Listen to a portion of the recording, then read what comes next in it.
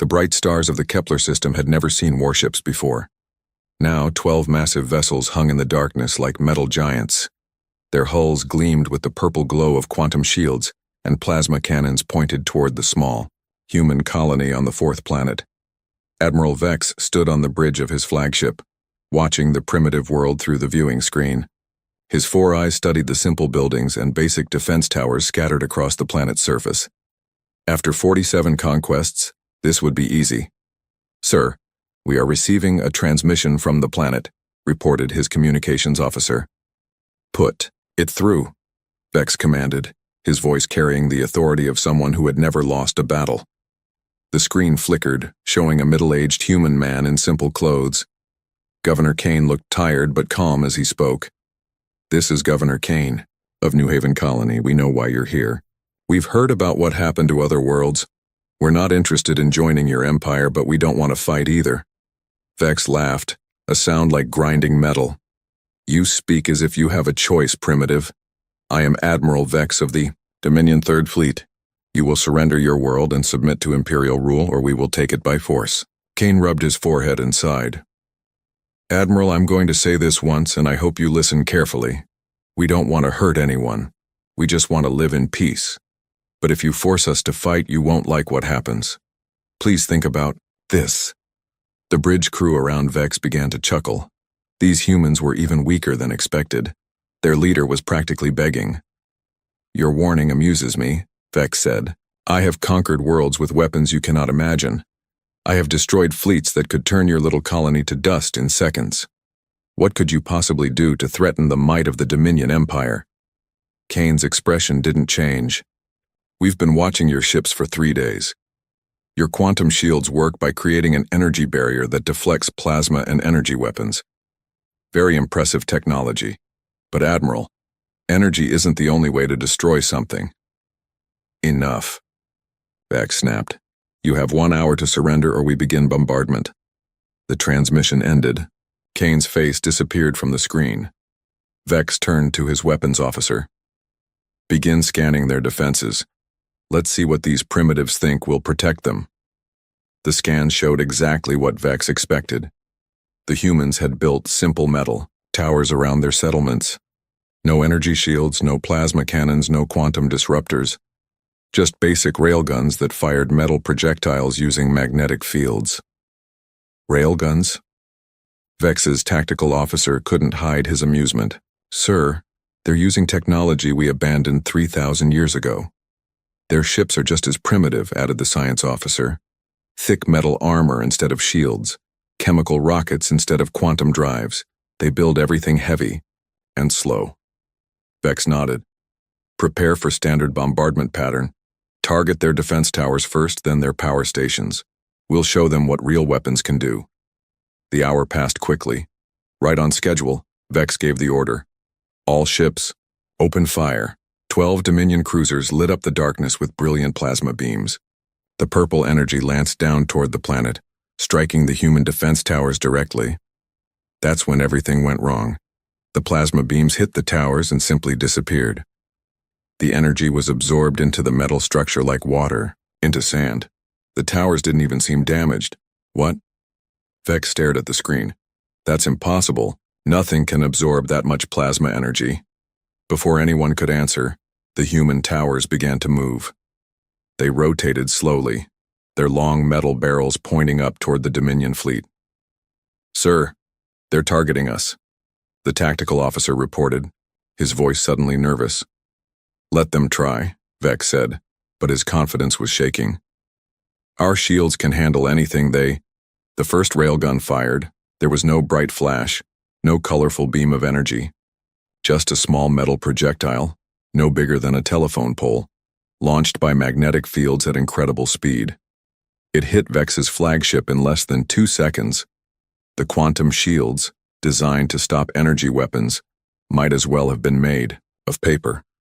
The metal rod punched through them like they weren't even there. It tore through the ship's hull, through 3 decks, through the engine room, and out the other side. Alarms screamed across the bridge as the ship shuddered and began to list to one side. "Shields down. Hull breach on decks 4 through 6. Engine power at 30%, the damage control officer shouted. More railguns fired from the planet's surface. Simple metal projectiles, but moving so fast they carried the energy of small nuclear bombs. The Dominion ships, built for fighting energy weapons, had no defense against solid matter moving at such incredible speeds. The cruiser Vengeance took a direct hit to its command section. The bridge exploded in a shower of sparks and twisted metal.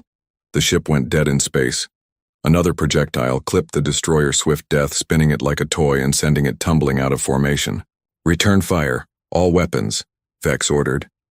The Dominion fleet unleashed everything they had: plasma cannons, quantum torpedoes, disruptor beams. The space around the human colony lit up like a small sun as enormous amounts of energy poured down toward the planet. The human settlements had shields after all, but not the kind Vex understood. Instead of energy barriers, they had built thick metal domes that absorbed and redirected energy. The plasma fire that should have melted their buildings instead powered their weapons. More railguns fired. The destroyer Night Terror simply disappeared. As a projectile hit its reactor core, the explosion lit up half the system. "Sir, we're being slaughtered," his tactical officer reported. 3 ships destroyed, 5 heavily damaged. Their weapons are penetrating our shields like they're not. Even there, Vex couldn't understand it. How could primitive kinetic weapons be so effective against advanced Dominion technology? On the planet's surface, Governor Kane watched the battle from his underground command center. Around him, his defense coordinators worked calmly at their stations. "Railgun Battery 7, good hit on their flagship," reported Defense Coordinator Mills. "Railgun Battery 3, you clipped that destroyer nicely." "Governor," said his science advisor, Dr. Webb, "their shields are designed for energy absorption and deflection, but kinetic energy is different. A solid object moving fast enough carries massive amounts of force. Their shields can't redirect that kind of impact." Kane nodded grimly. "It's basic physics. They forgot that sometimes the old ways work best." In space, Admiral Vex finally accepted what his sensors were telling him. His advanced fleet was losing to primitive weapons that his ancestors might have used. "All ships, retreat. Fall back to the outer system." The surviving Dominion vessels turned and fled, their quantum drives carrying them away from the deadly, accurate railguns. As the last enemy ship disappeared, Kane opened a communication channel to the retreating fleet. "Admiral Vex, if you can hear this, remember what I told you. We warned you, we didn't want this fight. Think carefully before you come back." In his damaged flagship, Vex stared at the communication display. For the first time in his career, he had been defeated. Not by superior technology or overwhelming numbers, but by an enemy who understood war in ways he had never considered. The humans had been right about one thing. He didn't like what had happened at all. The throne room of Emperor Thane had seen many victory celebrations. Today it witnessed something new: defeat. Admiral Vex knelt before the golden steps, his uniform torn and his pride shattered. Around him, the Emperor's War Council whispered in disbelief. "Explain to me," Emperor Thane said slowly, his voice echoing through the vast chamber, "how 12 of our finest warships were defeated by primitive colonists." Vex kept his eyes on the floor. "Your Majesty, their weapons, they were not what we expected. Simple railguns, but firing projectiles at speeds we have never encountered. Our quantum shields were useless." General Mars, the Emperor's chief military advisor, stepped forward. "Impossible. Kinetic weapons are ancient technology. No civilized species has used them for thousands of years." "These humans are not civilized," Vex replied. "At least not in the way we understand. They fight like savages who have learned to use starships." Emperor Thane rose from his throne, his tall figure casting a shadow over the defeated admiral. "Bring me the prisoners. I want to understand what we're dealing with." 3 human prisoners were brought into the throne room in energy chains. They walked calmly, showing no fear despite being surrounded by armed guards. The leader, a woman with captain's stripes on her torn uniform, looked directly at the Emperor. "I am Captain Torres of the New Haven Defense Force," she said. "Are we here to talk, or are you planning to execute us?" The boldness shocked the assembled court. No prisoner had ever spoken so casually to Emperor Thane. "You will show respect," General Mars barked. Captain Torres shrugged. "Respect is earned. So far, your empire has only shown us that it attacks peaceful colonies. Not very impressive. Emperor Thane raised a hand to silence his general. He studied the human woman with interest. Tell me, Captain Torres, how did your primitive weapons defeat our advanced fleet? Torres smiled, but it wasn't a friendly expression. Your weapons are very advanced. I'll give you that. Plasma cannons, quantum shields, energy disruptors, very flashy. But you know what? They all follow the same basic rules. What rules? Asked Dr. Kryn, the Emperor's science advisor. Energy rules, Torres explained. Your shields absorb energy, redirect it or deflect it. Your weapons use energy to cause damage. Everything in your military follows energy-based physics. She paused, looking around the room at the confused faces. But kinetic energy is different. A big chunk of metal moving really fast doesn't care about your fancy shields. It just punches through everything in its way. Basic physics that apparently you've forgotten. General Mars stepped closer to the prisoner. Your people still fight with primitive weapons because you are primitive. The Dominion has evolved beyond such crude methods. Torres laughed, a sound that made several guards step back nervously. Evolved, is that what you call it? She said. Let me tell you something about humans, General. We've been fighting wars for thousands of years. Not against aliens, against each other. Every weapon we build, every tactic we use, has been tested in real combat against other humans. She gestured to her fellow prisoners. Lieutenant Beck here has fought in 3 different wars before he was 30. Sergeant Cole survived urban combat on Mars. Me? I commanded a destroyer during the Belt Wars. We've all been fighting since we were old enough to hold weapons. Dr. Kryn leaned forward with interest. Your species still wages war among itself? We try not to, Torres admitted, but we're not very good at staying peaceful. Humans fight. It's what we do. We fight over resources, territory, ideas, sometimes just because we're bored. The throne room fell silent. The concept was alien to them. Most species in the galaxy had achieved peace within their own kind before reaching the stars. While you were building your empire by conquering weaker species, Torres continued, we were learning how to kill other humans. And humans are tricky, smart, and desperate when cornered. We had to get very good at warfare to survive each other. Emperor Thane returned to his throne, processing this information. So you are saying your entire species is militaristic? Not exactly, Torres said. We don't like war. Most of us want peace. But we're prepared for war because we know it always comes eventually. Every human child learns basic combat skills. Every human settlement has defense plans. Every human ship can fight if needed. She looked directly at the Emperor. We sent your admiral a warning. We've sent the same warning to 46 other species before you conquered them. We don't want to fight, but we will if we have to.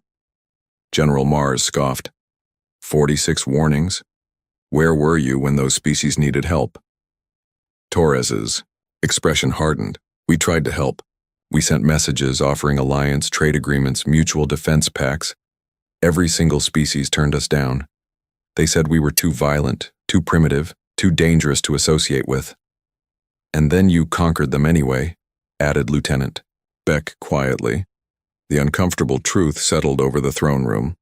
The Dominion had indeed conquered 46 species, many of whom had rejected human offers of alliance. Emperor Thane stood again. Guards, take the prisoners to comfortable quarters. They are to be treated well.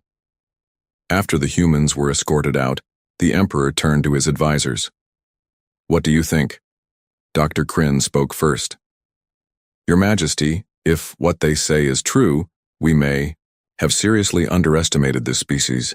A race that has spent millennia perfecting warfare would indeed be formidable. They're bluffing, General Mars insisted. No species could be that militaristic and still achieve spaceflight. They would have destroyed themselves. Or, said Admiral Vex quietly, they learned to control their violence enough to survive, but not enough to forget how to use it.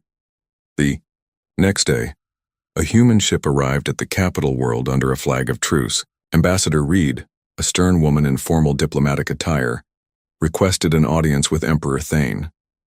She was received in the smaller council chamber, accompanied by 2 guards and carrying a simple briefcase. "Your Majesty," she began without ceremony. "I come with a message from the United Human Colonies. We know what happened at Kepler. We know you've imprisoned our people. We're here to prevent this situation from getting worse." Emperor Thane leaned back in his chair. "You speak boldly for someone representing a species that just attacked imperial forces." "We defended ourselves," Reed corrected, "after warning your admiral to leave us alone. Now I'm here with the same warning on a larger scale." She opened her briefcase and pulled out a data pad. "This contains detailed information about every species you've conquered in the last century. Communications logs, defense analyses, economic data. We've been watching your empire expand for a long time." The Emperor's advisors exchanged glances. How had primitive humans gathered such intelligence? "We sent messages to 46 species before you conquered them," Reed continued. "Offers of alliance, defense pacts, technology sharing. Every single one refused our help. They said we were too violent, too unpredictable." She set the data pad on the table. "Then you conquered them anyway, just like we warned they would be." "What is your point, Ambassador?" General Mars asked impatiently. Reed looked directly at Emperor Thane. "My point is simple. We don't want your empire. We don't want to conquer anyone. We just want to be left alone. But we won't be conquered, and we won't watch you destroy more innocent species." She stood up. "Stop your expansion now. Leave human space alone. Find a way to coexist peacefully with the species you've already conquered. Do this, and we can avoid a war that nobody wants." Emperor Thane considered her words carefully. "And if I refuse?" Ambassador Reed's expression didn't change. "Then you'll learn what 46 dead civilizations never had a chance to discover. Humans keep their promises, Your Majesty, both the good ones and the bad ones." She turned to leave, then paused at the door. Captain Torres and her people should be released immediately. They were defending their home. Any civilized species would understand that. After she left, the throne room remained quiet for a long time. Finally, Emperor Thane spoke. "What do you think they meant about promises?" Admiral Vex, still recovering from his defeat, replied quietly. "I think, Your Majesty, that we're about to find out." The Emperor stared at the data pad the human ambassador had left behind. His empire had conquered 46 species in a century of expansion. He had never lost a battle, never faced real resistance, but he had never fought humans before. "General Mars," he said finally, "begin mobilizing the fleet. If these humans want a war, we'll give them one they'll never forget." What Emperor Thane didn't realize was that humans had been preparing for exactly this kind of war for their entire history, and unlike the 46 species that had fallen before them, humans had a very long memory for those who refused to listen to warnings. 600 Dominion warships gathered at the edge of human space. It was the largest fleet the Empire had ever assembled, half of their entire military force. Emperor Thane had decided to crush the human rebellion once and for all. Admiral Vex stood on the bridge of his new flagship, the Destroyer of Worlds. His previous ship was still being repaired after the humiliating defeat at Kepler. This time, he would not underestimate the humans. "All fleet commanders report status," he ordered, into his communication device. One by one, the responses came back. 600 ships, 12,000 crew members, enough firepower to turn a planet into dust. The largest military force in Dominion history. "Sir," reported his tactical officer, "we're receiving a transmission from the Aurora system. It's the humans." The main screen flickered to life, showing a middle-aged human man in a simple military uniform. Commander Blake looked tired, like someone who hadn't slept in days. "This is Commander Blake of the Aurora Defense Fleet. I'm broadcasting to all Dominion ships in our system. You still have time to turn around and go home." Admiral Vex laughed, bitterly. "Commander Blake, you are facing 600 of the most advanced warships in the galaxy. Your little colony has perhaps 20 ships. Surrender now, and we might let your people live." Blake rubbed his eyes and sighed. "Admiral, I've been in this business for 30 years. I've fought in 7 wars, commanded ships in 12 major battles, and I've never lost a single engagement. You know why? Enlighten me, Vex replied sarcastically. Because I only fight battles I can win, Blake said simply. And Admiral, you can't win this one. The transmission ended. Vex stared at the blank screen for a moment, then turned to his fleet commanders. All ships attack formation, we end this quickly. The Dominion fleet moved forward in perfect formation, their hulls gleaming with quantum shields and plasma weapons, charged to full power. It was a sight that had terrified 46 species into submission. The human ships that came to meet them looked like scrap metal compared to the elegant Dominion vessels. Only 18 ships, built heavy and ugly, with thick armor plating and crude weapon mounts. Sir, the human fleet is moving to intercept, reported the tactical officer. They're not using standard formation tactics. Vex studied the display. The human ships were spreading out in a seemingly random pattern, not following any military doctrine he recognized. It doesn't matter, he said.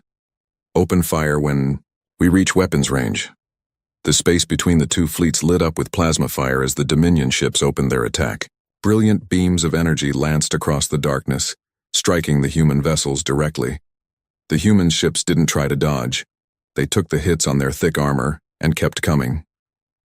Direct hits on all targets, reported the weapons officer. But sir, their armor is absorbing most of the damage. These ships are built like flying fortresses. That's when the human ships fired back. But they didn't fire conventional weapons. Instead, they launched hundreds of small objects, metal containers no bigger than cargo pods. What are those? Vex demanded. His science officer studied the readings. Unknown, sir. They appear to be simple metal containers. No energy signatures, no obvious weapon systems. The containers drifted closer to the Dominion fleet, moving slowly and silently through space. Several ship commanders requested permission to destroy them, but Vex was curious. What kind of weapon looked so harmless? The first container reached, the cruiser Eternal Victory. It attached itself to the hull with a soft magnetic clamp looking completely innocent.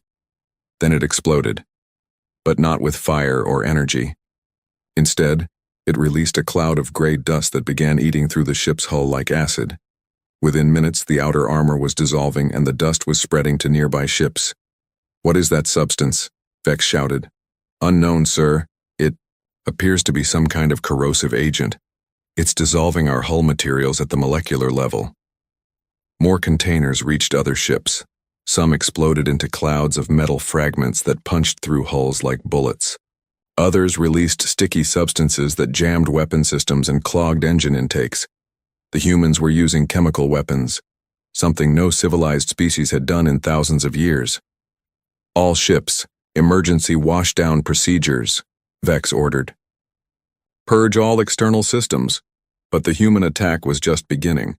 While the Dominion crews dealt with the chemical weapons, the human ships moved closer and launched their second surprise. Boarding pods. They looked like simple metal boxes with crude rocket motors attached. No shields, no fancy technology, just thick armor and a single purpose: to punch through enemy hulls and deliver human soldiers directly onto enemy ships. Sir, multiple hull breaches. The humans are boarding our ships. Vex watched in disbelief as dozens of boarding pods crashed into his fleet. They hit with such force that they buried themselves deep in the ship hulls, then opened like flowers to release their contents. Human soldiers poured out of the pods, armed with simple but deadly weapons. They moved through the ship corridors, like they had been born for this kind of fighting. On the cruiser Nightbringer, Captain Kex found himself facing human boarders in his own ship's corridors. The humans moved in small groups, covering each other with precision that spoke of years of practice. The leader, a scarred human with sergeant's stripes, kicked down a door and tossed something inside. The Dominion crew members in the room collapsed, overcome by some kind of gas. "Surrender now and you won't be hurt," the sergeant called out in perfect Dominion language. "Fight, and we'll have to do this the hard way." Captain Kex had never fought in hand-to-hand combat. Like most Dominion officers, he had relied on superior technology and overwhelming firepower. The idea of actually boarding an enemy ship and fighting room by room was barbaric, but it was also terrifyingly effective. Meanwhile, Commander Blake's flagship approached the Dominion command vessel. His ship was badly damaged, with hull breaches, venting atmosphere and one engine completely destroyed. "Sir," reported his first officer, "we're losing power. Hull integrity at 30%. We can't take much more punishment." Blake studied the tactical display. The battle was going better than expected, but they were still outnumbered 30-1. Traditional tactics wouldn't win this fight. "Set course for the Dominion flagship," he ordered. "Sir?" "You heard me. Ramming speed, and evacuate all non-essential personnel to the escape pods." The first officer stared at his commander. "Sir, that's suicide." Blake smiled grimly. "Son, sometimes suicide is just another tactic. Make sure the reactor is set for controlled overload on my command." The damaged human ship accelerated toward Vex's flagship, its engines pushing far beyond safe limits. Plasma fire from a dozen Dominion ships hammered the vessel, but it kept coming. "They're trying to ram us," shouted Vex's tactical officer. "Evasive maneuvers." But the massive Dominion flagship was too slow to avoid the smaller, more maneuverable human vessel. Blake's ship struck just below the main engine section, and both vessels locked together in a deadly embrace. "All hands, abandon ship," Blake ordered over the general comm. Then more quietly to his first officer, "Execute reactor overload in 60 seconds. The explosion that followed lit up half the system. Both ships disappeared in a ball of nuclear fire, but the blast wave from the detonation crippled 6 nearby Dominion vessels and scattered the fleet formation. General Voss, commanding the human ground forces, watched the sacrifice from his own ship and felt the familiar anger that had carried him through 20 years of warfare. "All boarding teams. This is Voss," he broadcast. "Commander Blake just gave his life for this mission. Make it count. Show them what happens when humans fight." The boarding actions intensified. Human soldiers moved through Dominion ships with a brutality that shocked their enemies. They used weapons that violated every rule of civilized warfare: explosive charges in confined spaces, chemical agents that burned through breathing apparatus, and tactics that seemed designed to cause maximum terror. But it wasn't random violence. Every human assault was carefully planned and executed with military precision. They targeted critical systems first: life support, weapons control, engine rooms. Within minutes of boarding, entire Dominion ships were helpless. The psychological effect was devastating. Dominion crews had never faced an enemy willing to die to win a battle. The idea of ramming attacks, suicide missions, and chemical weapons was completely alien to their military doctrine. As the battle continued, more human ships made desperate attacks. The destroyer Quick Strike rammed 2 Dominion cruisers, taking both vessels out of the fight. The frigate Home Guard detonated its weapon magazine while grappled to an enemy dreadnought, destroying both ships in the explosion. Of the 600 ships that had entered the Aurora system, fewer than 50 managed to escape. The human fleet was almost completely destroyed, but they had achieved the impossible, defeating a force 30 times their size. Admiral Vex, his uniform torn and his face bloody from a hull breach, sat in his emergency command pod and stared at the tactical display. The numbers didn't make sense. How could 18 human ships destroy his entire fleet?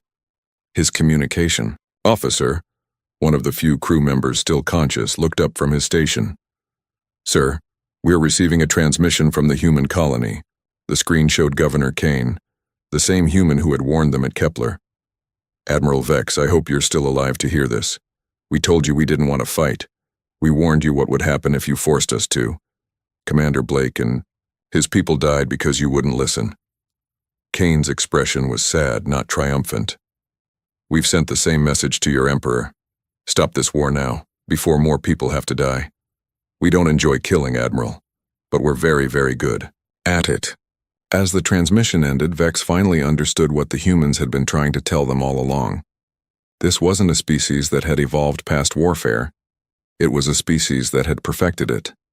And now the Dominion Empire was at war with an enemy that had been preparing for this fight for thousands of years. Emperor Thane stood alone in his private chamber. staring at the holographic display that showed the remains of his fleet. 600 ships reduced to wreckage, 12,000 of his finest warriors dead or captured. The largest military disaster in Dominion history. Behind him, the door chimed softly. General Mars entered, his face pale with defeat. "Your Majesty," he began, his voice barely above a whisper. "The outer colonies they're declaring independence. The Zelons on Sector 7, the Krites in the mining systems. They've heard about Aurora. Emperor Thane didn't turn around." "How many?" 14 systems so far. More are considering it. They say if humans can defeat us, maybe they can too." The Emperor finally faced his general. His face showed an emotion his subjects had never seen before: fear. "We cannot appear weak," Thane said slowly. "If the Empire falls apart now, everything we've built will be lost. Everything my father built and his father before him." "What are your orders, Your Majesty?" Thane walked to his massive star map, showing the Dominion Empire in all its glory.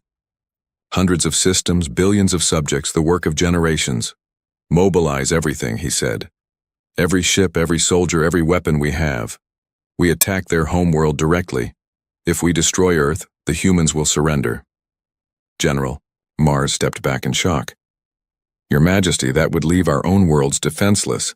If we commit our entire military to one attack—" "Then we better not lose," Thane interrupted. "Prepare the Grand Fleet, every available ship. We end this war with one decisive battle."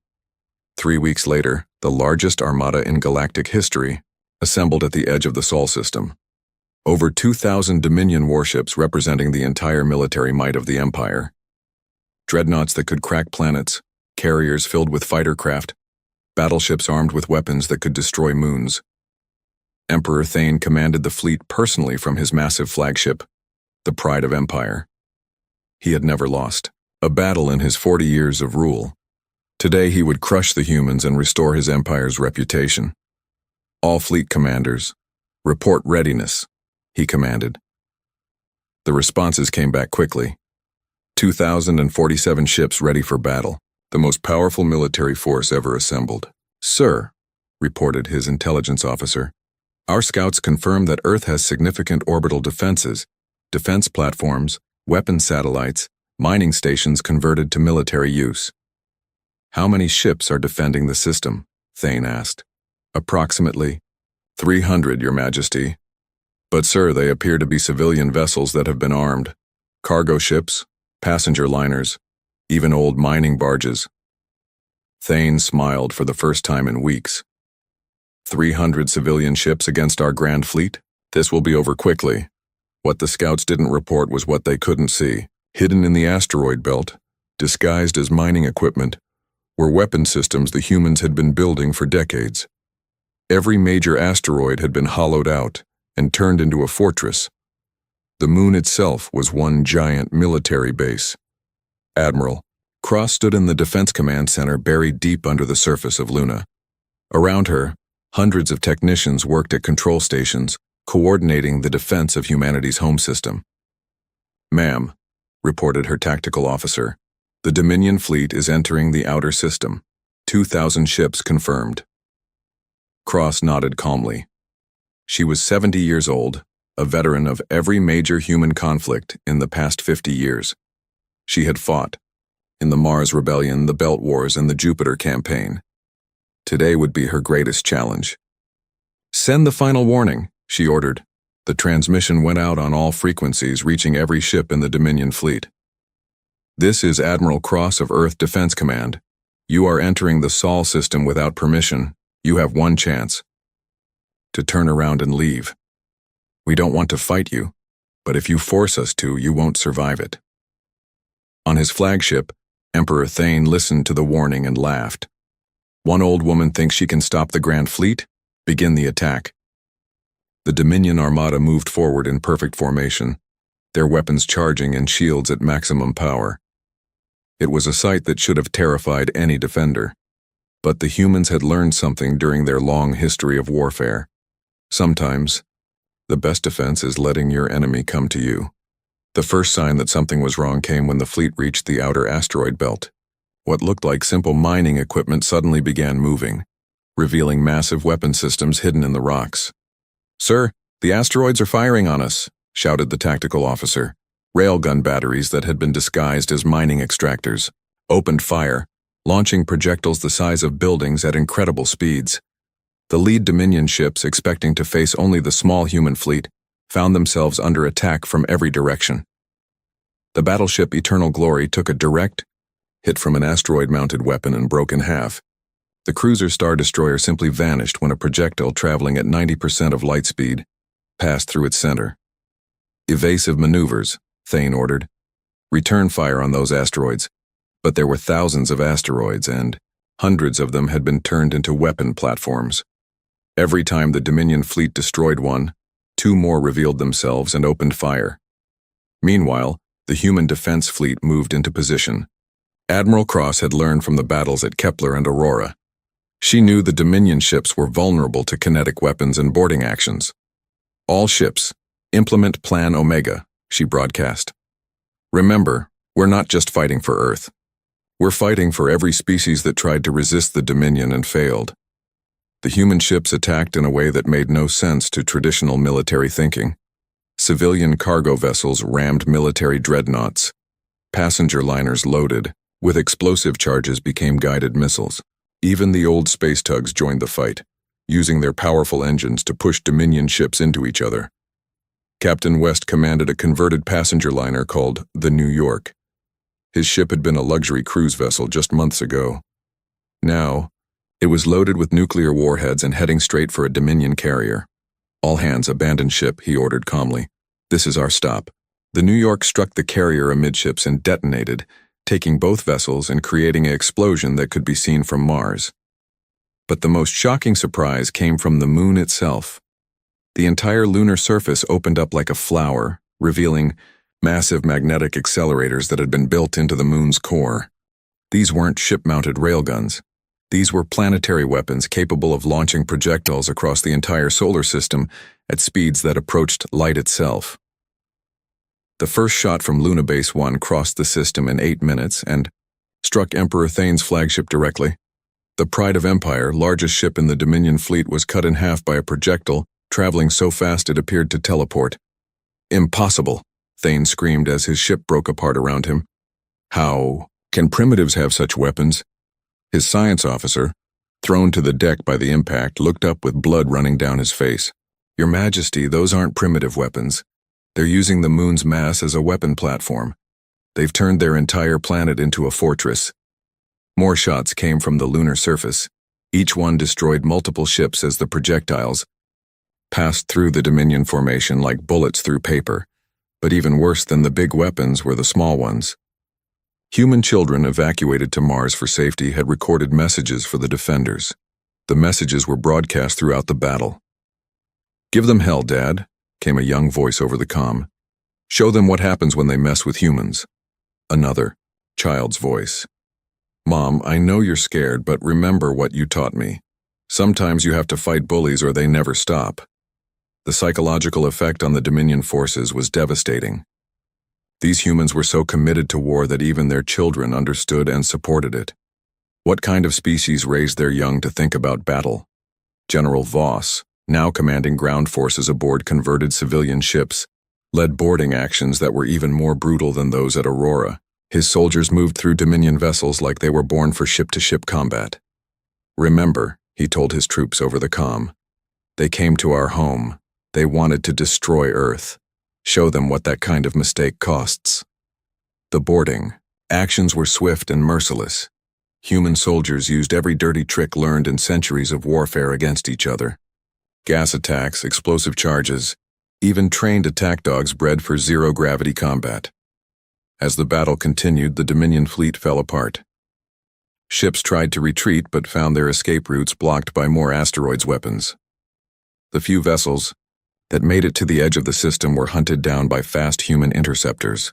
Emperor Thane, rescued from his destroyed flagship, found himself aboard a damaged cruiser watching his empire's death. "Your Majesty," his communication officer reported, "we're receiving messages from home. The subject species are declaring independence. The K. Outer colonies are in open revolt. Our government is collapsing. Thane stared at the tactical display showing the wreckage of his grand fleet. Of over 2,000 ships, fewer than 100 were still functional. A new transmission came in from Earth. Admiral Cross appeared on the screen, her uniform neat, and her expression calm. Emperor Thane, if you're still alive, this is your final warning. Surrender now and we'll treat your surviving crews with respect. Continue fighting and we'll hunt down every Dominion ship in the galaxy. She paused, looking directly at the camera. We told you to stop. We warned you what would happen. This is what happens when you force humans to fight. As the transmission ended, Thane finally understood what his empire had awakened. Not just another species to conquer, but a race of warriors who had spent their entire history learning how to destroy their enemies completely. The Dominion Empire, built over centuries, of conquest was ending in a single day, and it was ending because they had refused to listen to a simple warning: leave humans alone. The neutral space station Harmony Point had seen many diplomatic meetings, but never one like this. Representatives from dozens of species filled the great assembly hall, all watching as Emperor Thane was led to the defendant's chair. The once mighty ruler of the Dominion Empire looked small and broken. His imperial robes had been replaced with simple prisoner clothes. His crown was gone, his empire scattered to the winds. Around him sat his surviving generals and admirals, all awaiting judgment. Ambassador Reed stood at the prosecutor's table, holding a datapad filled with evidence. Beside her sat Captain Torres, recently freed from Dominion custody, and Admiral Cross, still wearing her battle-scarred uniform from the defense of Earth. Judge Kane, a neutral zone arbiter who had overseen peace negotiations for 3 centuries, called the session to order. This tribunal will determine responsibility for the Dominion-Human War and establish terms for lasting peace, he announced. Emperor Thane, you stand accused of unprovoked aggression against peaceful human colonies. How do you respond? Thane raised his head slowly. I did what any emperor would do. I expanded my empire. It's what empires do. Ambassador Reed stepped forward. Your Honor, may I present evidence to the court? She activated her datapad, and holographic displays filled the room. The first image showed a peaceful human colony on a distant world. This is New Haven Colony on Kepler 442b, Reed explained. Population, 15,000 civilians. They farmed, they built homes, they raised families. They had no military ambitions, no desire to conquer anyone. The display changed to show Admiral Vex's fleet arriving at the colony. When Dominion forces arrived, Governor Kane offered peaceful coexistence. He warned Admiral Vex that attacking the colony would lead to consequences. The Admiral ignored this warning. More images appeared. The battle at Kepler, the destruction of Dominion ships, the desperate retreat. After this defeat, we sent more warnings, Reed continued. We offered trade agreements, mutual defense pacts, cultural exchanges. We begged the Dominion to choose peace over war. Emperor Thane shifted uncomfortably in his chair. You were primitives, dangerous primitives. We had to protect civilized space from your violence. Protect? Captain Torres stood up from the witness. Your Honor, may I address the court? Judge Kane nodded. You may speak, Captain. Torres walked to the center of the room, her scarred face showing the wounds of battle. Protect civilized space from us? She said, looking directly at Thane. Let me tell you about protection, Your Majesty. Before your empire found us, we sent diplomatic messages to 46 species. Every single one of them rejected our offers of friendship. The holographic display changed to show communication logs, hundreds of messages sent by human diplomats to various alien species. The Zelons said we were too violent. The Krites called us warlike savages. The Benthari refused to even respond to our messages. Every species in this galaxy turned their backs on us because they thought we were dangerous. Torres paused, letting her words sink in.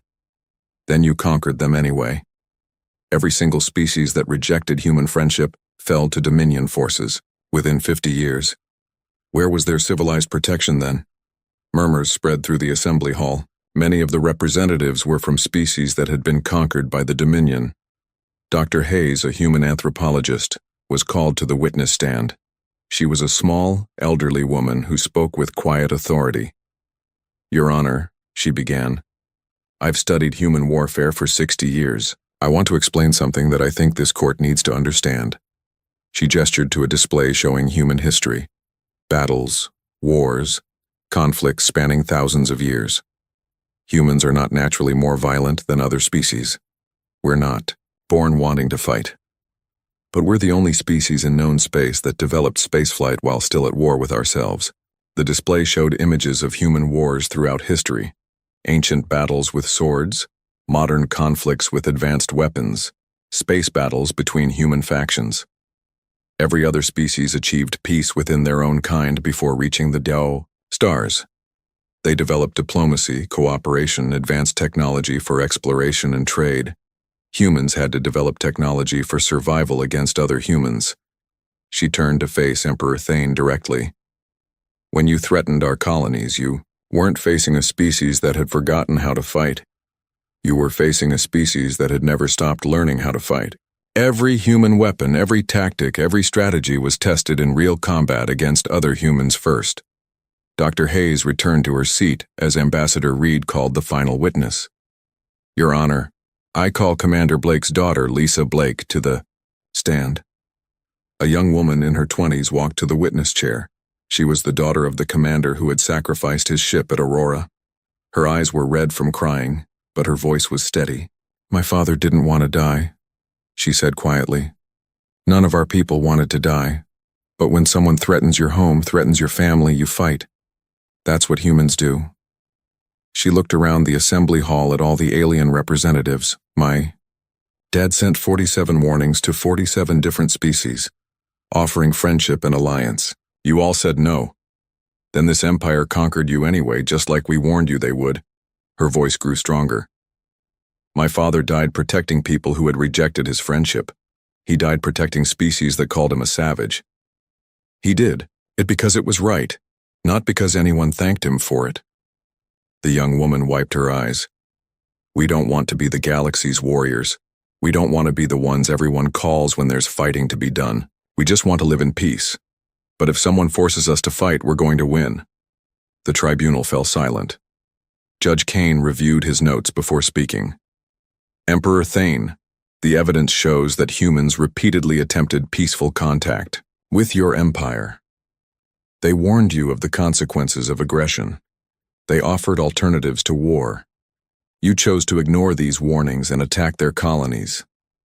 Thane's voice was barely a whisper. I thought we were stronger." "Your mistake," Judge Kane replied, "was not understanding what strength means to humans. You saw their weapons and ships and thought them primitive. You didn't understand that humans have been fighting for survival for their entire existence." Judge stood to deliver his verdict. "This tribunal finds the Dominion Empire guilty of unprovoked aggression. Emperor Thane, you are sentenced to exile on a neutral world where you will study human history and diplomacy until you understand why this war was unnecessary." He turned to address the full assembly. "The Dominion Empire is hereby dissolved. All conquered species are granted immediate independence. Reparations will be paid to worlds damaged during Dominion expansion." Then Judge Kane looked directly at the human delegation. "However, this tribunal also recognizes that a new order must emerge from the chaos. The humans have proven they can defend themselves and others. We ask them to consider a new role, not as conquerors but as protectors." Ambassador Reed stood slowly. "Your Honor, humans have no desire to rule other species. But if any world faces unprovoked aggression, if any species needs protection from those who would conquer them, we will answer that call." She paused, looking around the room at representatives of dozens of species.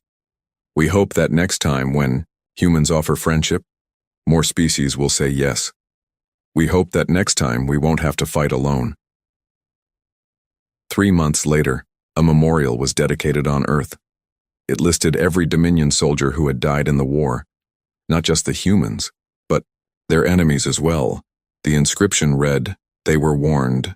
We remember them anyway. May we never have to warn anyone again." Captain Torres, now promoted to admiral, stood before the memorial with a group of young cadets from various species, the first class of the new Galactic Defense Academy. "What's the most important lesson of this war?" she asked them. A young Zalon raised his hand. "That humans are good fighters?" Torres shook her head. "No, the most important lesson is that we tried 47 times to avoid this war.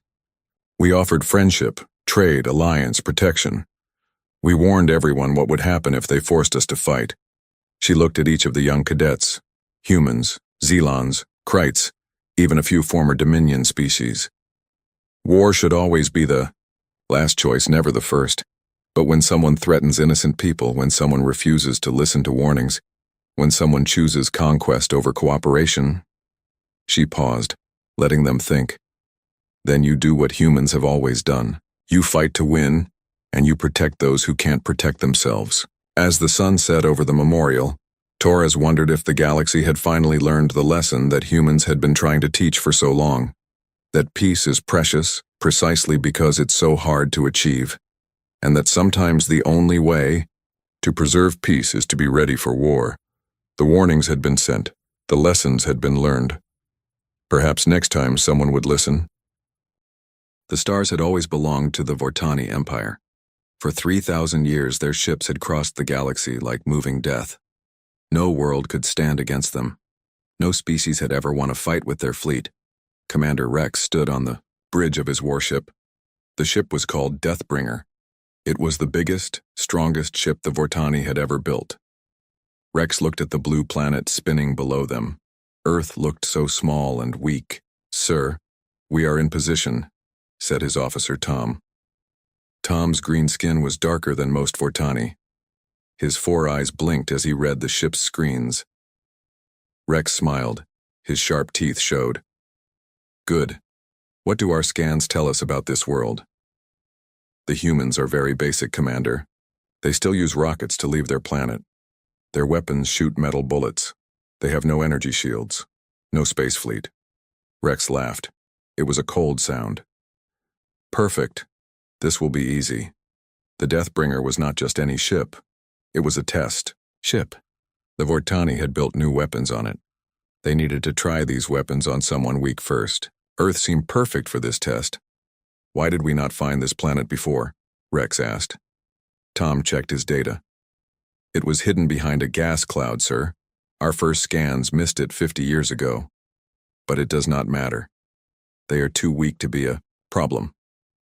Rex walked to the big window at the front of the bridge. Earth looked peaceful. White clouds moved over blue oceans. He could see lights on the dark side where humans lived in their cities. "They do not even know we are here yet," Rex said. "How long before they see us?" "Their space eyes will spot us in 10 minutes, sir." Rex nodded. The plan was simple. Show the humans their ship, scare them, then test the new weapons on their cities. After that, they would report back to the Empire. The test would be complete. "Sir, we have a message from the Empire," said another. "Officer, put it on screen." The face of General Zod appeared on the big screen. Zod was old and had many scars on his blue face. He had fought in 100 wars. "Rex, remember why you are there," Zod said. "Test the new weapons. See how they work against a real target. But do not destroy everything too fast. We need good data." "Yes, General. How long should the test take?" "A few days at most. These humans cannot fight back. Just don't get bored and end it too quick." The message ended. Rex turned back to the window. Soon the humans would see their ship. Soon they would know fear. "Sir," Tom called out. "The humans have found us. Their satellites are pointing at us. Their radio waves are going crazy." Rex watched the planet below. He could imagine the panic down there. People running in the streets, their leaders trying to call for help that would never come. "Move us lower," Rex ordered. "I want to be right over their biggest cities. Show them how big our ship is." The Deathbringer was huge. It was 5 miles long and 2 miles wide. When it moved over New York City, it blocked out the sun. The ship's shadow covered the whole city. "Sir, they are trying to talk to us," Tom said. What are they saying? Many things. Who are you? What do you want? Please don't hurt us. The usual fear talk. Rex thought for a moment maybe he should talk to them first. It might be fun to watch them beg. Open a channel to their whole planet, he said. Tom pushed some buttons. A light turned green. Humans of Earth, Rex said in a loud voice. His words went to every radio and TV on the planet. We are the Vortani Empire. Your world now belongs to us. You have one choice. Give up now, or we will destroy your cities one by one. Rex waited. He expected the humans to surrender right away. Most species did when they saw a Vortani ship. But something strange happened. The radio messages from Earth did not sound scared anymore. They sounded curious. Sir? Tom said, looking confused. They are asking about our ship. They want to know how it flies, how our weapons work, what metal we used to build it. What? Rex could not believe it. They should be afraid, not asking questions. There's more, sir. They are pointing all kinds of machines at us, not weapons, machines that scan things. They are studying our ship. Rex felt angry. This was not how it was supposed to work. Humans were supposed to be afraid. They were supposed to cry and beg. Move over their capital city, he said. The one called Washington. Let's see if their leaders are braver than they should be. The ship moved slowly across the sky. Below, Rex could see tiny cars stopped on roads. People were standing outside looking up at his ship. But they were not running away. They were taking pictures. Sir, we're getting reports from all over the planet, Tom said. Humans everywhere are watching us, but they're not hiding. They're studying us. Rex hit his fist on the control panel. Then let's give them something to really fear. Charge the plasma cannon. Target an empty area near their capital. Just a small blast. That should wake them up. The ship's weapons began to charge up. A low humming sound filled the bridge. Rex smiled. After they saw what his weapons could do, the humans would remember how to be afraid. But as he looked down at Earth, Rex saw something that made him pause. In the city below, people were not running away from where his ship pointed its weapons. Instead, they were moving closer. They had set up machines and cameras. They wanted to see what would happen.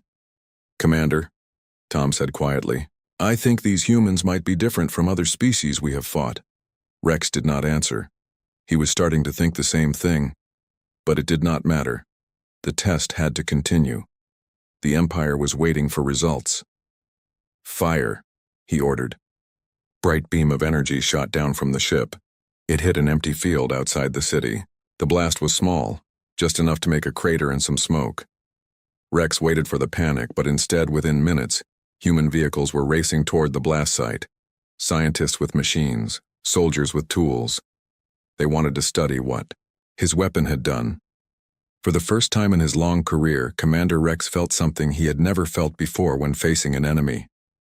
He felt uncertain. Dr. Anna Smith stared at her computer screen. She worked at a big science lab in Switzerland. For the past 6 hours, she had been studying the alien ship above Earth. What she found made her excited, not scared. Look at this, she said to her team. Their energy shield has a pattern. It pulses every 2.3 seconds. That means it needs to reset itself. Her partner, Dr. Mike Brown, looked at the data. You're right. And see these readings? Their ship is heavy, but it's not using much power to fly. That's not normal. Anna smiled. It means they have weak spots, big ones. Around the world, other humans were making the same discoveries. The aliens had made a big mistake. They thought humans were too stupid to understand their technology. But humans were very good at figuring things out. In Russia, Colonel Boris Petrov watched the alien ship through his binoculars. He had fought in many wars. He knew how to spot weaknesses in enemy weapons. Look how they fly, he told his officers. Always straight lines, no fancy moves, no tricks. They fight like robots, not soldiers. What does that mean, sir? Asked his young lieutenant. It means they are used to fighting scared enemies. Enemies who run away fast. They don't know how to fight enemies who fight back smart. Boris picked up his phone. He needed to call other military leaders around the world. The humans needed to work together. Back on the alien ship, Commander Rex was getting angry. It had been 12 hours since he fired his weapon. The humans should be surrendering by now. Instead, they were doing something very strange. "Sir," Tom reported, "the humans have surrounded our blast crater with machines. They are taking pieces of the melted ground. They are studying everything." Rex looked at the screen showing Earth. Below, hundreds of humans were working at the blast site. They had big trucks and small cars. Scientists and soldiers worked side by side. "What are they learning?" Rex asked. "We don't know, sir, but they are sharing information very fast. Their internet carries data all over the planet in seconds." Rex had never seen anything like this before. When the Vortani attacked other worlds, people either surrendered or fought back with whatever weapons they had. Nobody had ever tried to study Vortani technology during a battle. "Maybe we should attack a real target," suggested another officer, named Paul. "Show them we are serious." Rex thought about it. General Zod wanted a slow test, but maybe the humans needed a stronger message.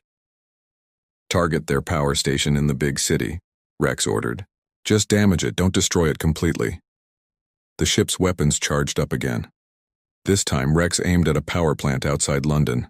The plasma beam hit the building and knocked out electricity for half the city. Rex expected chaos.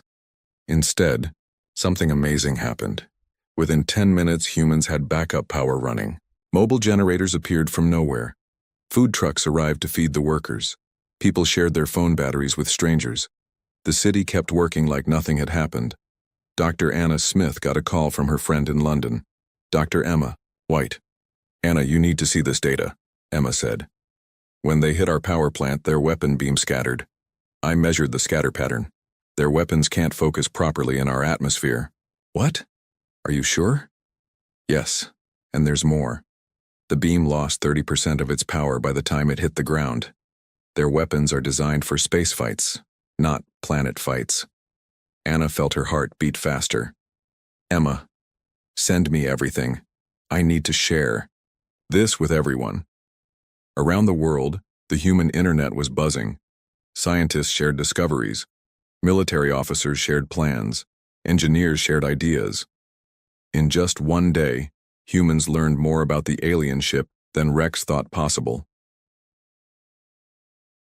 In Japan, engineer Kenji Tanaka was working on something special. He had studied the alien ship's energy patterns. Now he was building a device to copy their shield technology. "If we can make their shields," he told his team, "we can learn how to break their shields." In America, pilot Sarah Johnson was meeting with other fighter pilots. They were making plans. "Their ship is big and slow," she said. "It's built to scare enemies, not to catch fast-moving targets. If we can make our jets faster, we can fly circles around them. But their weapons are still dangerous," another pilot said. "Only if they can hit us. And Anna's team says their weapons don't work well in our air. We just need to be smart." Back on the alien ship, Rex was getting worried. The humans were not acting like any enemy he had ever fought. "Sir," Tom said nervously, "the humans are doing something new. They are moving their military machines. But not to attack us, they are hiding them." "Hiding them where?" "Underground. Underwater. In their forests. It's like they are preparing for a long fight." Rex did not understand. Most species either gave up quickly or attacked right away. The humans were doing neither. They were planning something. "Sir, we have another problem," Paul reported. "The humans are watching us with thousands of satellites. Every time we move, they track us. They know exactly where we are all the time." Rex felt frustrated. This was supposed to be a simple test. Show up, scare the humans, test the weapons, go home. Instead, the humans were turning it into some kind of science experiment. "Get me General Zod," Rex ordered. When the general appeared, on screen he looked confused. "Rex, your reports make no sense. The humans are not surrendering, but they are not really fighting either. What are they doing?" "I don't know, sir. They act like they are studying for a test. They take our attacks and learn from them. Then they prepare for the next attack. General Zod was quiet for a moment. That's impossible. No primitive species does that. These humans are different, sir. They share information faster than we can stop them. They work together better than our own crews. And they seem to think our attacks are interesting. Interesting? Yes, sir. Like they want to see what we will do next. Not because they are scared, but because they are curious. General Zod looked angry. Rex, you have the most powerful ship in the fleet. Stop playing games. Show these humans real power. Make them surrender. Yes, sir. The connection ended. Rex looked out at Earth again. The blue planet looked the same as before, but Rex was starting to realize that looks could be very deceiving. Tom, prepare our strongest weapon. Target their biggest military base. Which one, sir? Rex smiled coldly. All of them. Let's see how curious they are when we really start fighting. But as Rex gave the order, he did not know that the humans were no longer just watching and learning. They were ready to fight back. And they had learned things about his ship that even he did not know. Commander Rex grabbed onto his command chair as another explosion shook the Deathbringer. The human jets were everywhere, attacking from all directions. His shields were down to 20% and falling fast. Tom, get me a damage report, Rex shouted over the noise of alarms. Tom's 4 eyes were wide with fear. Sir, we've lost 3 weapon systems. Engine power is down to half, and the humans are doing something new. What now? They're not just attacking us, sir. They're learning from every shot they fire. Each attack is stronger than the last one.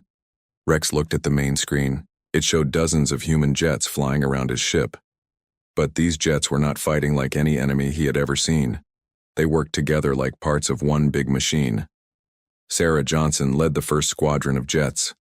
She spoke into her radio to the other pilots around the world. Team Alpha, hit the left side. Team Beta, take the right. Team Charlie, stay ready for when their shields drop completely. How do you know when the shields will drop? Asked pilot Mark Davis from his jet over the Pacific Ocean. Dr. Anna is monitoring everything from her lab, Sarah replied. She can see their shield power in real time. When it hits 0, she'll tell us. Back in her lab in Switzerland, Dr. Anna Smith was watching dozens of computer screens. Each screen showed different information about the alien ship. She had teams of scientists around the world all sharing data with her. Shield power dropping faster now, she announced over the global communication network. Their main reactor is overheating. When it shuts down to cool off, we'll have 30 seconds with no shields at all.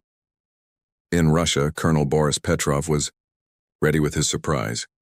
He had spent 2 days preparing something special. Hidden in a forest outside Moscow was the biggest tank ever built by humans. But it was not really a tank anymore. Sir, the alien shield readings are critical, his lieutenant reported. Good. When Dr. Smith gives the signal, we fire everything we have, Boris said. The tank was actually a mobile platform carrying a massive energy cannon. Russian engineers had built it using alien technology they had learned from the internet. It could fire one shot powerful enough to punch a hole through any spaceship. On the Deathbringer, Rex was getting desperate. His crew was panicking. Half his weapons were broken, and the humans kept adapting to everything he tried. Sir, maybe we should retreat, Paul suggested. Call for backup from the Empire. Never, Rex snarled. We do not run from primitives. Charge the main plasma cannon. I'll destroy their entire planet if I have to. Tom looked scared. Sir, that will take all our remaining power. If we miss, we'll have no energy left for shields or engines. Do it anyway. As the Deathbringer's main weapon began charging up, every human on Earth could see the bright glow building up under the ship. President Garcia sat in her command center, watching the readings from scientists around the world. Dr. Smith, how long until they can fire that big weapon? She asked. Anna's voice came over the speaker. 5 minutes to full charge, Madam President. But they're pulling power from their shields to do it. This is our chance. All units, this is it, President Garcia announced to all human forces worldwide. Give them everything we've got. What happened next was the most coordinated attack in human history. Submarines fired missiles from every ocean. Fighter jets attacked from every direction. Ground-based weapons that had been hidden for days finally revealed themselves. But the most surprising attack came from space itself. 3. Days ago, tech billionaire Robert Tesla had quietly launched 12 small satellites. They looked like normal communication satellites, so the aliens ignored them. But hidden inside each satellite was a powerful laser cannon built with copied alien technology. "Satellite weapons are in position," Robert announced from his control center. "Firing in 3, 2, 1. 12 laser beams shot down from space, hitting the Deathbringer from above. The aliens had never thought to watch for attacks from their own direction. Rex screamed in rage as his ship was hit from everywhere at once. "This is impossible! Humans don't have space weapons!" "They do now, sir," Tom replied, reading his instruments in panic. "And their ground weapons are using our own technology against us." The massive Russian cannon fired its single shot. The energy beam was so powerful it lit up the sky like a second sun. It hit the Deathbringer's main engine and punched a hole straight through the ship. "Main engine is gone," Paul shouted. "We're losing altitude." Rex watched his perfect warship falling apart around him, but the humans were not done yet. Captain Lisa Rodriguez had been waiting for this moment. She commanded a team of astronauts who had secretly modified the International Space Station. When the alien ship began falling, her team was ready. "ISS, to all Earth forces," Lisa announced. "The alien ship is falling, but it's still dangerous. We're going to board it." "Board it?" Rex heard the transmission and couldn't believe it. "They want to get on our ship?" The modified space station shot out cable lines that attached to the Deathbringer. Within minutes, 20 human astronauts in spacesuits were climbing across the cables toward the alien ship. These astronauts were not carrying normal space tools. They had weapons and cutting equipment built from alien technology. They planned to take control of the Deathbringer from the inside. "Sir, humans are on our ship," Tom reported in terror. "They're cutting through our hull." Rex grabbed his personal weapon and ran toward the hull breach. He would show these primitive humans what a Vortani warrior could do in close combat. But when Rex reached the breach, he found something that shocked him. The human astronauts were not trying to destroy his ship. They were trying to save it. "Careful with those power lines," Lisa Rodriguez told her team as they worked inside the alien ship. "We want to capture this ship, not wreck it. Think of what we can learn from it." One of her astronauts, Mike Chen, was already working on the alien computer systems. "Lisa, I think I can access their navigation data. We could learn about other worlds, other species." Rex realized with horror that the humans were not just defeating him. They were planning to steal his ship and use it to explore the galaxy themselves. "Stop!" Rex shouted, firing his weapon at the humans. But the humans were ready for him too. They had studied Vortani weapons from the wreckage of every shot fired at Earth. Their spacesuits were built to stop Vortani energy blasts.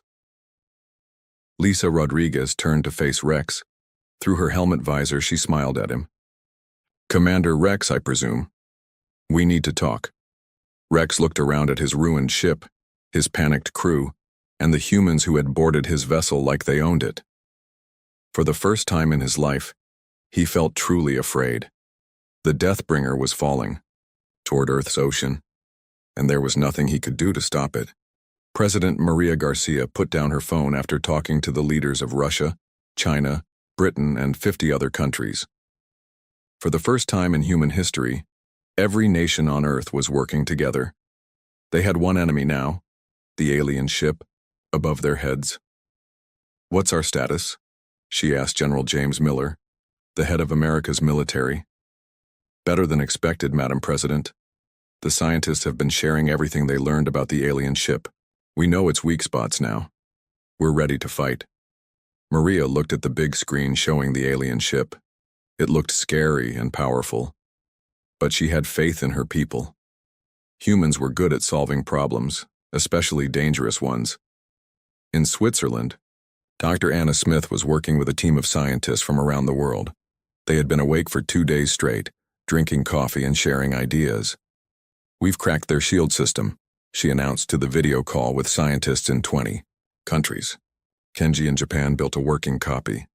Emma in London found the frequency that shuts it down, and Dr. Patel in India figured out how to boost our own signals.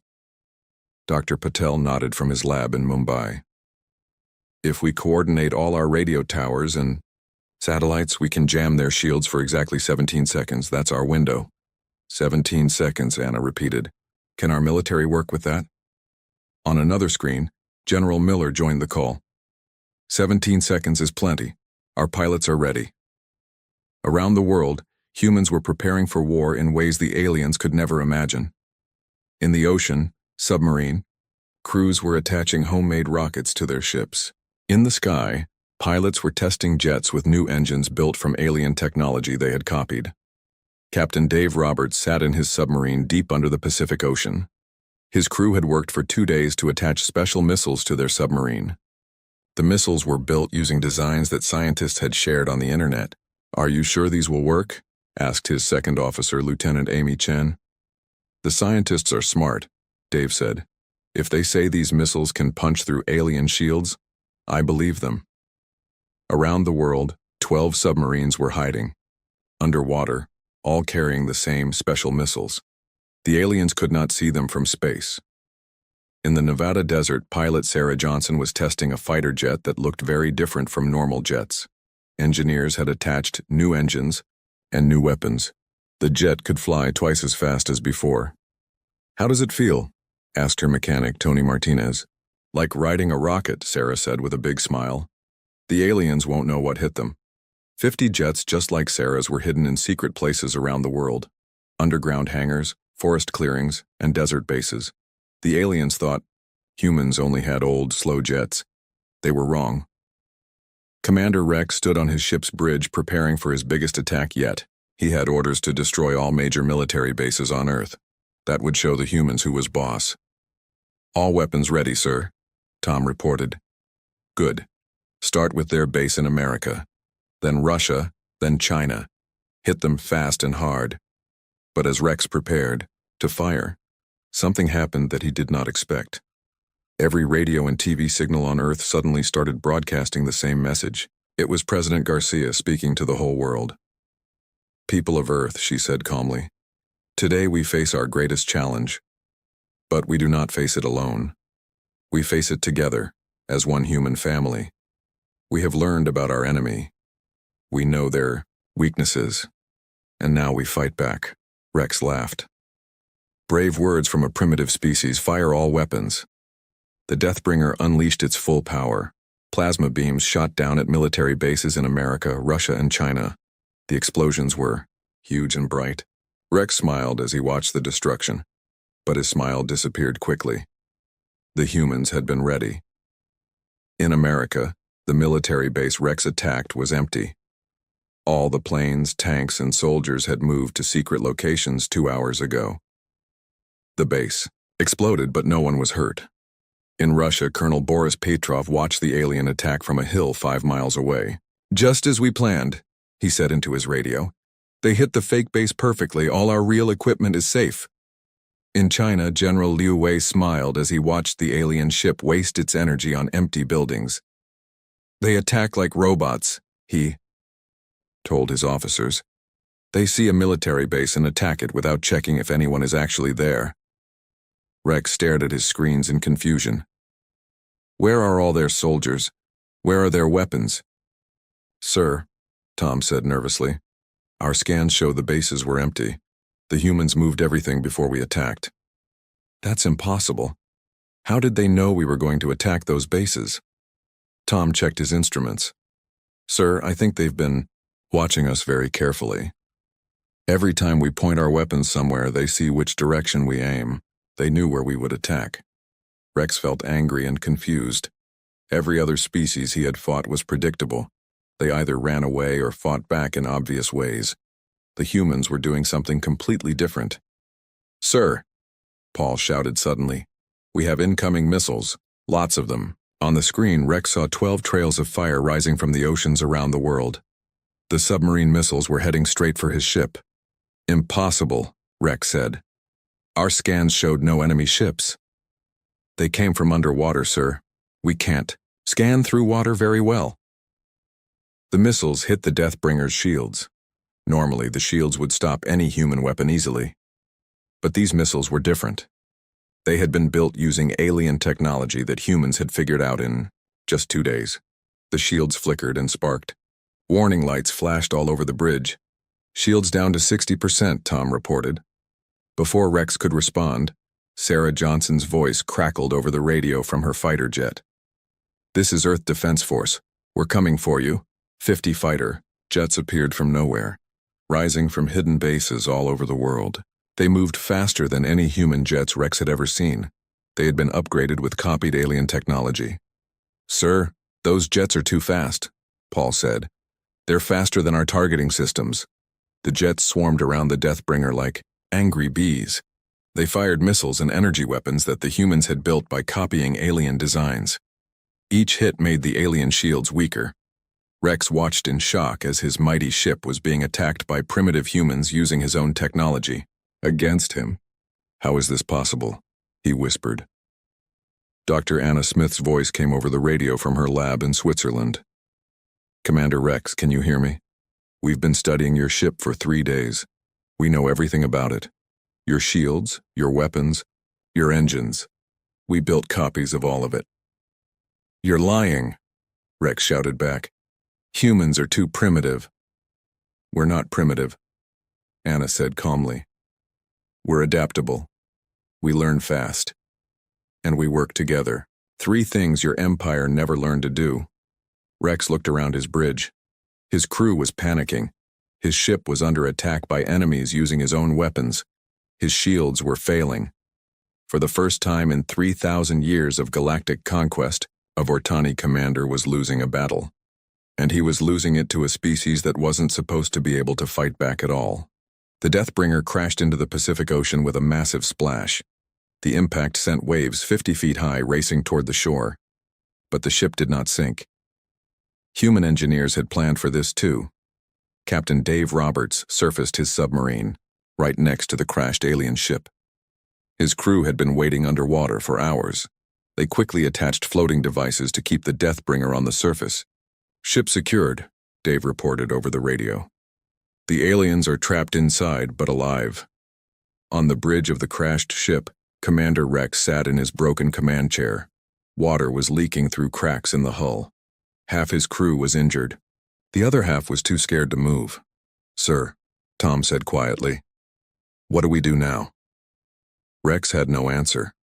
In 3,000 years of galactic conquest, no Vortani commander had ever faced this situation. They had never lost a battle, let alone been captured by primitives. The sound of cutting tools echoed through the ship. The humans were opening new holes in the hull to get inside. Rex could hear their voices getting closer. "Remember, Captain," Lisa Rodriguez told her boarding team, "we want prisoners, not bodies. These aliens have information we need." Rex stood up and threw his weapon on the floor. "I surrender," he called out in the human language he had learned for this mission. Lisa Rodriguez and her team entered the alien bridge. She looked around at the advanced technology, the injured alien crew, and finally at Rex himself. "So you're the famous Commander Rex," she said, removing her helmet, "the one who thought Earth would be an easy test." Rex looked at the human woman standing in front of him. She was smaller than him, with no claws or fangs. She looked completely ordinary. But she had just defeated the most powerful ship in the galaxy. "How?" Rex asked. "How did you beat us?" Lisa smiled. "You want to know our secret? We'll show you." Over the next few hours, Rex and his crew were taken to a human facility built on a floating platform next to their crashed ship. They were not hurt or tortured. Instead, they were shown something that shocked them more than any weapon could have. Dr. Anna Smith stood in front of a huge screen showing the internet. "This is how we beat you," she explained to Rex. "When you attacked us, every human on Earth started working together. Scientists shared discoveries. Engineers shared designs. Military officers shared plans." Rex watched the screen showing millions of humans all over the planet working on the same problem. But you are different nations. You fight each other. Our scouts told us humans never cooperate." "Usually that's true. President Garcia said as she joined the conversation by video link. But you gave us something we've never had before. A common enemy. When you threatened all of humanity, we stopped being Americans and Russians and Chinese. We became just humans. Dr. Anna pointed to another screen. In 3 days, we learned more about your technology than your own engineers. No. We had thousands of scientists studying every piece of data. We built weapons and shields using your own designs. Rex felt confused and amazed. Your species shared military secrets with each other? Even enemies worked together? Former enemies, corrected General Miller. When aliens threaten Earth, there are no enemies among humans, only humans. But the biggest shock was yet to come. Lisa Rodriguez led Rex to another room where human engineers were already taking apart pieces of the Deathbringer. We're not just studying your ship, Lisa explained. We're improving it. Look at this. She showed Rex a human-built engine that was smaller but more powerful than the Vortani version. Your engineers built this to be big and scary. Our engineers built it to be efficient and smart. Rex stared at the human improvements to his technology. But you're primitives. You barely have spaceflight. We had barely any spaceflight, Lisa corrected. That was yesterday. Today we're building a fleet. She led Rex to a window. Outside he could see dozens of human ships being built using technology copied from the Deathbringer. But these ships were not copies. They were better. Your ships are built for fear, Lisa explained. Big, scary, designed to make enemies surrender without fighting. Our ships are built for exploration and defense. Smaller, faster, smarter. Rex watched human workers building spaceships faster than he thought possible. Where will you go with these ships? Everywhere, said Dr. Anna, joining them at the window. Your ship's computer had navigation data for thousands of worlds. We know where other species live. We want to meet them. To conquer them, Rex asked. Anna shook her head. To trade with them. To learn from them. To make friends with them. Most humans don't want to rule the galaxy. We just want to explore it. Rex felt a chill run down his spine. The Empire will send more ships. Bigger ships when they learn what happened here. We're counting on it, President Garcia said from the video screen. Let them come. We'll be ready. Lisa Rodriguez walked over to a communication console. In fact, why don't you tell them yourself? Send a message to your Empire. Tell them what you learned. Rex looked at the console, then at the humans around him. They were not angry or cruel. They were curious and excited. They had defeated his ship not out of hatred but out of determination to protect their home. Slowly, Rex activated the communication system. The face of General Zod appeared on the screen. Rex, finally, what is your status? Why haven't you reported? Rex looked at the human faces watching him. They had given him a choice. He could lie to his empire or he could tell the truth. General, Rex said quietly, the test failed. What do you mean failed? Are the new weapons broken? No, sir. The weapons work fine, but the humans, they are not what we thought. General Zod looked confused. Explain. Rex took a deep breath. Sir, I recommend that the Empire never come to this world. The humans are dangerous. Dangerous. Rex, they're primitives with metal bullets.